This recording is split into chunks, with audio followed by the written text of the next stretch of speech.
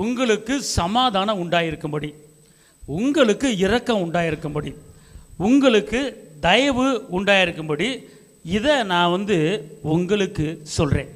உங்கள் வாழ்க்கையில் உங்கள் குடும்பத்தில் நிம்மதி உண்டாகும்படி நான் சொல்கிறேன். உங்கள் குடும்பத்தில் சமாதானம் உண்டாகும்படி நான் சொல்கிறேன். உங்கள் குடும்பத்தில் அமைதி உண்டாகும்படி நான் சொல்கிறேன். உங்களுக்கு இந்த உலகத்தில் உபத்திரம் உண்டு, ஆனாலும் திடன் கொள்ளுங்கள், நான் உலகத்தை ஜெயித்தேன்.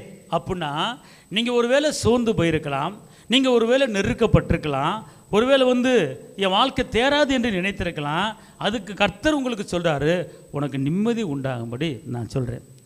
உங்களுக்கு உபத்திரம் இருக்குது, நான் இல்லைன்னு சொல்லவில்லை, ஆனாலும் நான் என்ன செஞ்சிட்டேன், உலகத்தை ஜெயித்திட்டேன், பயப்படாத.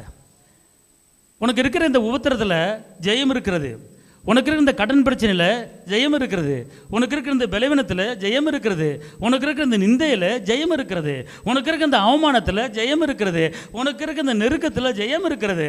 இந்த நெருக்கமோ, இந்த துக்கமோ, இந்த துயரமோ, இந்த பலவீனமோ, இந்த அவமானமோ இது உனக்கு நிலைச்சி இருக்காது. அது வரும், அது வந்த மாதிரியே ஒன்று விட்டு போயிடும். அதனால் நீ பலங்கொண்டு நீ திடமானதா இரு. அல்லேலூயா.